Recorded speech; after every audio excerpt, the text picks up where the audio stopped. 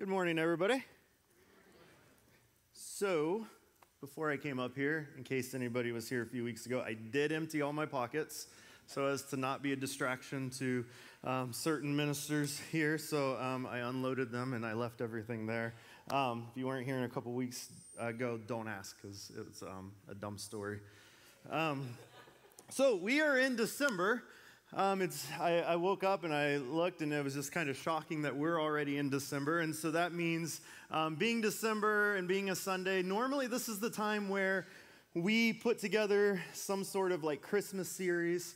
And every year we kind of run into this maybe problem where Christmas series are difficult because we want to talk about the birth of Jesus, but at the same time, you know, if you talk about it every year, how do we do it in fresh new ways? And so actually last year, we were talking about this idea to look at the bloodline of Jesus. If you were to open your Bibles, and I'm going to put it up here, to Matthew chapter 1, verse 1, about the first 17 verses that you would find in Matthew. Before you get to the Christmas story, you're going to see the genealogy of Jesus. This is all the names that's preceding Jesus' birth. Now, if we were to be honest, when you're reading your Bible, what do you do when you open your Bible to Matthew 1, verse 1? You skip it.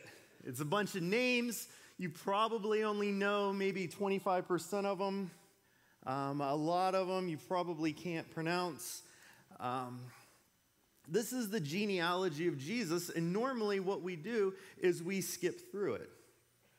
But there's a lot going on in Matthew's genealogy. If you were to go through and you were to read this name for name, and you kind of had an understanding of what Matthew was trying to do, there's a lot of stuff going on here. Matthew, before he introduces us to Jesus, wants to introduce us to where Jesus came from. And so he wants to start out with this genealogy. And genealogies were important back then, especially if you were in line to be king someday. Having a genealogy that you could go and you could see where you came from was an important thing. So if you know Matthew, the one that wrote this, you know that Matthew is one of Jesus' disciples. And if you know who he was, you also know that Matthew was an accountant. So that means that Matthew was good with numbers. He paid attention to numbers maybe differently than how we do. And also, the Jewish people kind of had this interest in numbers, and they did this weird thing where each word had a numerical value. Like each name had a numerical value. And they just kind of had this understanding, and it would be similar to like if we were to say A equals 1, B equals 2, C equals 3, and then I say, okay, the word cab, you would think, okay, 3 plus 2 plus 1 would be 6. And so this is the way that they kind of thought about words, thought about names. And so an example of this, if you were to look at the Hebrew letters of David, it would equal 14. And so we know that the Messiah was supposed to be from the line of David. And so Jewish people would read this and say, oh, David equals 14. And then the name Jesus equals 14. And they would pay attention to a lot of this stuff. Matthew also splits the genealogy into 3 groups of 14. So we see all these kind of 14s through all this. 14s, Jewish people would look at this and say, well, that's 2 sevens. Sevens are important. If you read the Bible, the earth was created, everything was created in 7 days. 7 means completion. It means perfection. It means everything is good. And so 14 means double perfection. And so there's so much stuff going on just right here in the genealogy. And I know most of you are sitting there thinking, move on, nerd. This is boring. We're not following you. But I love this kind of stuff. And I love being able to see like, oh my gosh, Matthew was just like throwing things left and right saying, Jesus not only is the Messiah, but he's from David. He's just everything about him is completely perfect. But let me tell you why we love these verses and why we decided to go with this series of Bloodline. Because what we want to do is we want to be able to look at this and we want to pull a name from here and be able to talk about why it's important that they were part of Jesus' genealogy.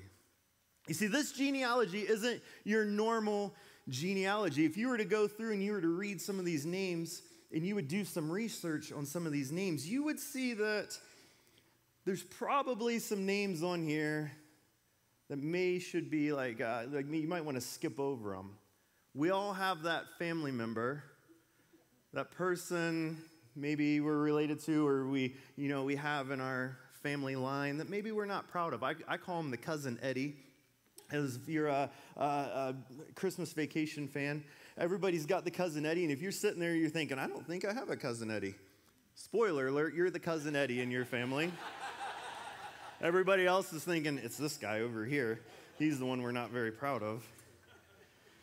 But most genealogies would have people like this, and what they would do is they would find a way to kind of bypass it.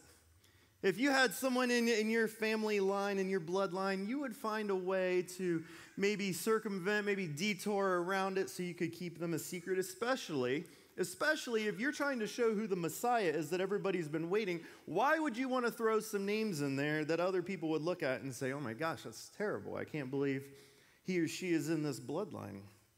But not Matthew. Not Jesus. It's almost like some of the names on here that maybe don't have the best past, maybe aren't some of the best people. It's almost like Jesus is proud to have these names in his bloodline. And so we talked about this series, and as soon as we started talking about it last year, I immediately knew who I wanted to talk about. I immediately knew that I wanted to talk about this woman named Rahab, more widely known throughout the Bible as Rahab the prostitute. And you can see up there in verse 4, it says Ram, the father of Amminadab, Amminadab, the father of Nahshon, Nahshon, the father of Salmon, Salmon, the father of Boaz. And then he kind of puts this little extra thing in there and then says, whose mother was Rahab.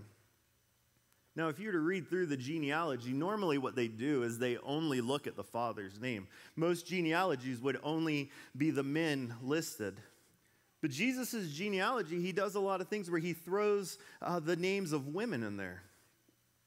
And some of the women in there, probably most people wouldn't want listed. But it's already kind of shown us this cool thing that Jesus does, because Jesus, while everyone else was treating women like second-class citizens, Jesus comes and he shows us that his love for women is the same for men. He treats women just the same as men. So why would Jesus, why would God allow Rahab the prostitute to be in the bloodline of Jesus? Why would she be in the genealogy of Jesus? And that's what I want to talk about today. You see, the story of Rahab, it kind of happens in the middle of another story that's already going on. And so what we have in the book of Joshua is the Israelites. If you remember the story, they were slaves in Egypt. Moses came. He rescued them from slavery. They've been traveling, kind of wandering through the desert for 40 years. This was a rough life. This was a difficult life. This was every day packing up your tent and your belongings and moving on through the hot desert. And so they finally made it to the edge of the land that God has promised them. After 40 years of walking, they finally made it to their destination. And all that's left for them to do is to conquer this land, to enter this land, and then to live. To be able to live permanently, to be able to put up structures, to be able to wake up in the morning and know that you can wake up and not just have to pack up all your stuff and start traveling again. But before they could get into this land and begin to conquer it, there was this city called Jericho.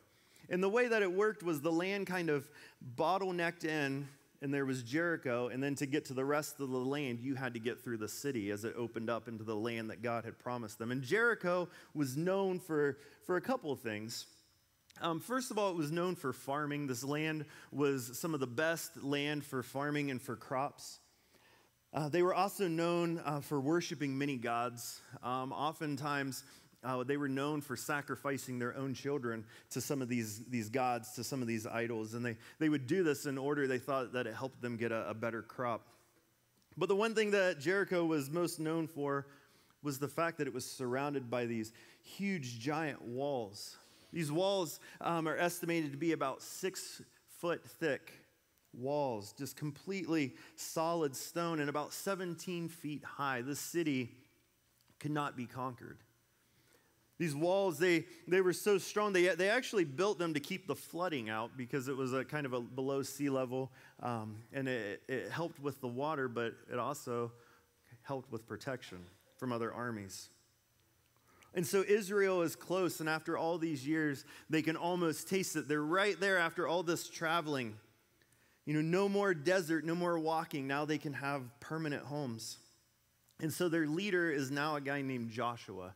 Remember, Moses rescued them from Egypt. He led them through the desert for 40 years, and now Moses has died, and he's kind of passed the torch on to Joshua.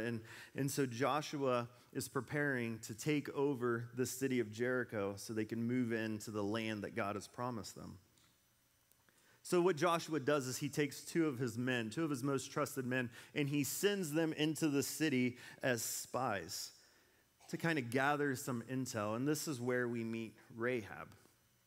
You see, but he sent the guys in, and it's not like they went in the dead of night and they're sneaking around. This was a busy place. And so all they had to do was just kind of walk right into the front gates. And this is where we first find Rahab, because they went to Rahab's house. Rahab was a prostitute. In the Midrash, which is kind of like Jewish history, it describes Rahab as one of the 4 most beautiful women in all of the world. There's Rahab, there's Sarah, there's Abigail, and Esther. And she kind of has this folklore about her where rabbis would teach to kids and to young men and say, you can't even say the name Rahab without lusting. That's how beautiful she is. And her name means spacious and large. Maybe spacious and large of beauty. I don't know. Maybe she's just a large woman.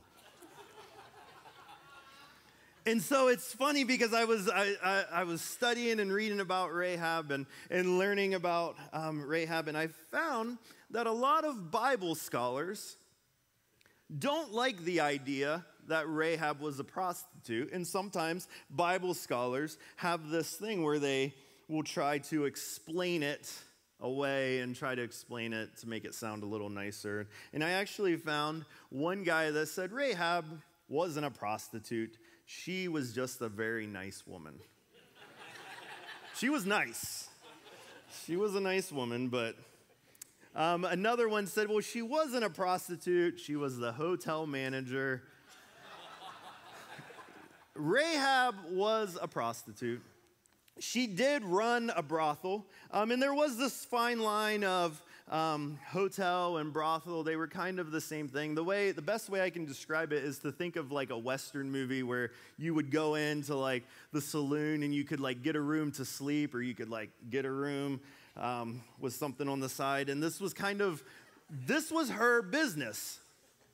Her business was located right inside the city gates, and so there was constant travelers coming into the gates and going into the hotel. So the men were able just to walk right into the hotel. They were able to hide and kind of lay low, and if there was one thing that Rahab's job required, it was discretion. And so this is where they go, and as they are there, it says that the king of Jericho heard some rumors that there were a couple Israelites in town. Now, to this point, Israel's had quite a reputation. They've won the battles that they've faced. It just kind of seems like they can't be defeated. And now the people of Jericho, they can look outside of their city, and they can see that Israel is camped off in the distance just over the Jordan River. And so the king's kind of on high alert, wondering, are we next? Are they going to attack? What's going on? And so there's these rumors that these 2 strange men have entered the city. And I don't know if Israelites may have looked different, maybe a different color of skin tone or an accent, but something alerted some of the people. And so they went and they told the king. And so the king sends his men to Rahab's place of business. And you kind of see this level of respect that everybody has for Rahab. Maybe she has a certain business relationship with the king, but the men, they go to her place of business and they say, hey, we know that there's a couple Israelite men in there. instead of storming the gates, they say, could you just go ahead and bring them out to us? And she tells them, she says, oh, you guys just missed them. They were here, but they took off. If you leave now, you should be able to catch them. And the men believe her, they trust her, and they gather up an army and they go after these men. She goes back inside and she finds these two Israelites. And she takes them up to her roof and she says, I want you guys to lay low. You know, the king, his men are looking for you guys. I want you guys just to kind of hide up here for a little bit. But before she leaves, she says, I also want to talk to you guys for a second. She says, I've heard rumors of your battles. I've heard rumors of what your God has done. It says that they heard about God splitting the Red Sea. And she looks at him, and in Joshua 2:11, she says, for the Lord your God is God in heaven above and on earth below. You see, she's in a city that worships many gods, many idols, and to her, there would have been numerous, if not hundreds of different gods that these people would worship. And she looks at these two spies and she says, I've heard about your God, and I believe that your God is the only God. Like all these ones that we worship, these things aren't real, but I believe that your God is the one true God. And she goes on and she says, listen, I know that we're next. I can see the writing on the wall, but I helped you guys out. Why don't you return the favor? If you could just save me and my family, I want to be an Israelite. I want to serve your God. Now, we know the rest of the story, and we know the story of the Bible, but if you were living in this time, if you were to take a step back and look at Rahab, you would think any logical person would look at this situation and say, what are you thinking? You're turning your back. First of all, you're turning your back on your country, your own people, the king. But you want to leave this heavily fortified city to go live with migrants. You want to trade walls that protect you and that keep you safe for tents. And you had to know that these thoughts were going through her head, like, do I really want to do this? Like, I live in one of the most powerful, fortified cities around. These guys live in tents. She had these thoughts going through her head. See, there's always going to be elements to following God that outsiders might not understand. So some of you that have decided that you want to follow God, you have those friends that will look at you and say, are you sure? Are you sure you want to give this up to be one of those Christians? Or you might even be in the church and feel like God's calling you to do something, and you have other church people look at you and say, are you sure you want to do this? Like, does that make sense financially? There's always elements to following God that other people won't understand. And Rahab thinks about all this stuff, but she says, you know what, I want to follow your God. I want to leave all this. And they tell her, okay, go get all your family together. Your family needs to stay in your house, to stay in your room. And we want you to hang a scarlet cord, a red cord out your window. Her window would have been right against the wall. And they said, you hang this red cord out your window, and we'll make sure that you and your family are saved. And so days pass. I don't know how many days had passed since the spies had left. But Joshua eventually leads his army up to the fortified city. And it's this really cool story, and I don't want to get into it too much. But all they do is they go up to the walls, and for 6 days they march around the city. And then on the seventh day, remember, the number 7 is an important number in the Bible. It means perfection. It means completeness. It says on the 7th day, they marched around 7 times. And then they blew their trumpets, and it says that the walls fell down. And there's different archaeology reports that say that it almost looks like the walls were just pushed deep into the ground, like something just shoved it straight down into the dirt. And so the walls went down, the city was crushed, and the Israelite army rushed in and destroyed everything and everybody in the city except for Rahab and her family because of that red cord that she had hanging in her window. So this is the story of the Israelites, how they went from slaves in Egypt to wandering in the desert to actually Joshua leading them into the land that God had promised them. But this is also the side story of Rahab and the faith that she had in a God that she knew really nothing about.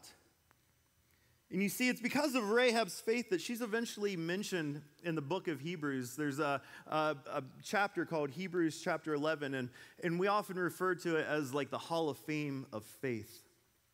And her name is mentioned in the Hall of Fame of Faith. And you might be sitting there the same way I was when I sit and think about this, that what exactly did Rahab do to be listed with names like Noah? Like names like David and Abraham. I mean, she didn't build this ark. She didn't go up against this giant and defeat him in battle. You see, Joshua, who led the army up against Jericho, his name wasn't even mentioned in Hebrews 11, but Rahab's name is mentioned as someone who had great faith. You see, what Rahab did was she looked at her life and she thought, I don't want to live this way anymore. And she looked around at her surroundings and said, I don't want this for my life anymore. And she heard about this God and what he was doing for his people. And she said, I want that. I'm willing to give up everything I have, all my safety, all my security, my place of business, everybody and everything that I know. And I want to follow God. And that's what she did. Did she have much of an understanding of God? No. Does she have her life together when she decides to follow God? Heck no, she's still practicing prostitution. And then she said, I want to follow God. See, too many Christians have this belief that if you change, then God will love you. Like you come in, you change the way that you're living, then God will start to love you. That's not the good news of the Bible. That's not the good news of the gospel. I used to have this, I wasn't going to tell the story, but I used to have this guy at the church I used to work at.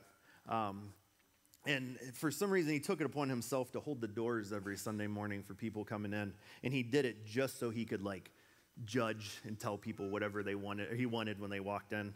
And kids would walk in and he'd say, hey, take your hat off. Next time you show up, don't wear that hat next week. We're like, come on, man. Like, just be glad the kids at church. And he told another teen, hey, don't wear T-shirts like that with those, like, sarcastic sayings. Like, told one guy, hey, did you just walk in this door before your wife? And it was like, hey, next week, you let your wife walk in first. And we're like, dude, his name was Scott. I hope Scott's watching. Scott, shut up, man. Like, none of these people would come back because they felt like, oh, I'm obviously not worthy enough to go to church. Like, God's not going to love me when I'm looking like this or acting like this. That's not good news. You see, God's love was already at work with Rahab while she was a prostitute. He didn't wait for her to stop selling her body to start loving her. He loved her just the same as when she was a prostitute, as when she decided to change her life and start following him. His love did not change. You see, this is the story of Joshua and the Israelites, and this is the story of Rahab, but this is also the story of Jesus. You see, the Israelite leader, his name was Joshua. If you were to look at his name in Hebrew, Joshua would be pronounced Yeshua. We say Joshua in English, Hebrew, Yeshua, and if you were to say Joshua's name in Greek, it would be Jesus. What did Joshua do in this story? He led God's people out of the wilderness and into the promised land. Later on in the Old Testament, in the book of Zechariah, I'm sure you're very familiar with the book of Zechariah, right? I don't know if I don't ever remember reading the book of Zechariah, and I went back and I found this. There's another Joshua in the book of Zechariah who's a priest, Yeshua. His name was Jesus. He led people out of the Babylonian captivity into another promised land. And we have our own Joshua, our own Yeshua, our own Jesus. And just the same as the Joshuas before him, he leads us when we're lost, when we're wandering. He leads us out of captivity. And when Jesus was born and lying in that manger, when Mary looked down at him, she said, his name is Yeshua. And someday through his blood, he will rescue God's people and lead them out of sin and into the promised land of heaven. And what was it that saved Rahab that day? It was this red cord that they told her hang out the window. And what does that red cord represent? The red cord that saved Rahab is the picture of the blood of Jesus that saves us today. So why was Rahab included in Jesus' genealogy? Why did they decide to put the name of a prostitute in this lineage of Jesus? It's because she was a picture of Jesus' love and grace. Years before Jesus was ever born, we can see his heart just in the fact that they would choose to put a prostitute in this bloodline. Because who did Jesus hang out the most with when he was on earth? He had his disciples, but he hung out with notorious sinners like tax collectors. The one that wrote this story for us in the book of Matthew. Prostitutes, just like Rahab. Notorious sinners that other people looked at and looked down on were the ones that Jesus wanted to spend his free time with. See, God didn't look at Rahab and say, well, she's too far gone. Like, there's no way. She's a prostitute. She lied. She's a Canaanite. She's one of the enemies. She belongs to a group of people, to pagans that sacrifice their kids. God doesn't think she's too far gone. God looks at her and says, this is the perfect candidate for my redeeming love. And I know that there's people here today that's probably sitting there thinking there's no way. Like, I am way too far gone for God to ever love me. And I know that there's people that will never step foot in church because they have this idea that they've messed up. That the lifestyle that they've lived or that they're living is causing them to be too far gone from God. See, no such thing. That's why we have stories like Rahab. To be able to take someone like Rahab and be able to say, not only does God love her, but God's going to use her. To be able to show that there's no such thing as anyone being too far gone. You want to know what Rahab did that was so amazing to God? She turned around. She looked at her life she was living and said, I don't want to live this way anymore. She turned around. She turned away from all that stuff in her life, and she turned towards God. And that's it. And then she was put in the Hall of Fame of faith.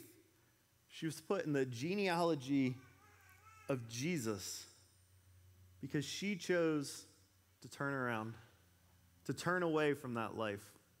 Later on in the Gospels, Jesus tells this story of the prodigal son. And you guys know the story of the prodigal son. He turns his back on his dad. He asks for his inheritance, and he leaves his family. He's a disgrace to his family. He's disrespectful. And he goes and he blows his money on just whatever he can find until he's hit rock bottom. And Jesus tells the story of him deciding, you know what, maybe at least I can be a servant to my father, and I could probably live a better life than I'm living right now.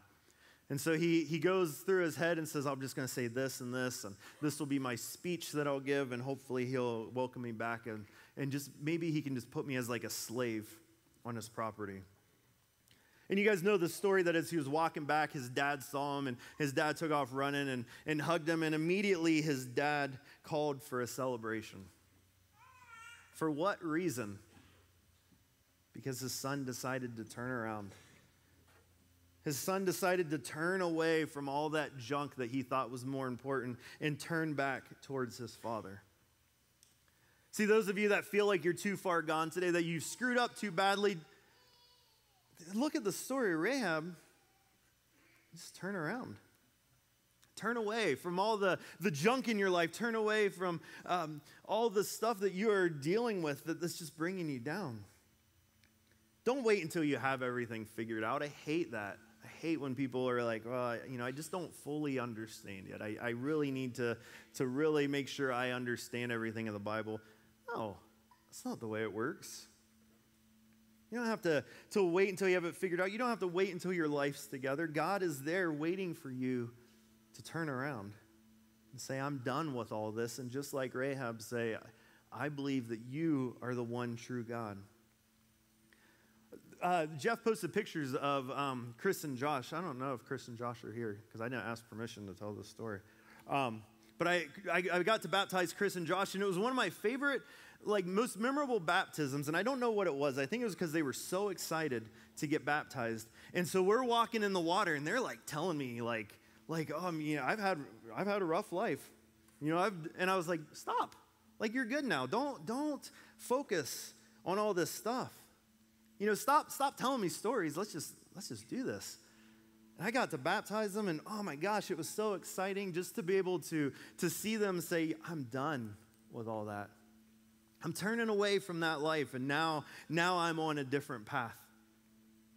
See, Rahab, she knew destruction was coming. She could see the signs. She heard the stories of God and his people. She knew that their city was next, and it was going to be destroyed and everything in it. And sure enough, Joshua showed up. He blew the trumpet, and that's when the destruction happened. And the Bible, it describes the same thing for us, that one day our Joshua, our Jesus is going to return. And it talks of him blowing a trumpet, and it says that everything here is going to be destroyed, that everything here is temporary. You see, instead of a red cord that we have to hang out our window or display in some way, we're saved by the blood of Jesus. By displaying that blood in our life to the people around us, by choosing to turn away from all the stuff of the world and choosing to turn to God. That's what saves us. And what happened to Rahab? She became one of God's people. It says that just in the genealogy that she married Salmon, who was the Israelite general. She became part of God's people. And then it says that she became the great-great-grandmother of King David. The guy that we studied just about a month ago, she was the great-great-grandmother of David. And through her bloodline, we find Jesus. And no longer does she have those titles of prostitute and sinner and dirty and all the things that maybe people called her. Now she's gained these new labels of loved and accepted and forgiven. And then her name gets mentioned in Matthew 1. It doesn't need to be mentioned. They could have just left it at Salmon and kept on moving, but they said, and then there's Rahab, the mother of Boaz. 1,600 years before Jesus was born, and we already see Jesus' heart in the fact that Rahab was part of his bloodline. And Rahab shows us God's heart. And the same heart that pursued Rahab when she was living in this terrible, awful city, doing these terrible, awful things, the same heart that pursued Rahab is the same heart that pursues us. That is just constantly chasing after us. Maybe for some of you today is the day that you turn around. You turn away from all that stuff and you turn around to God and begin to experience that love. And allow that love to change you just the way that it changed Rahab. I want to ask that we all stand. We're going to close with a song that I feel like is perfect for the story of Rahab and perfect for us. Turn towards the heart of God because he is chasing after you, just waiting for you to turn away.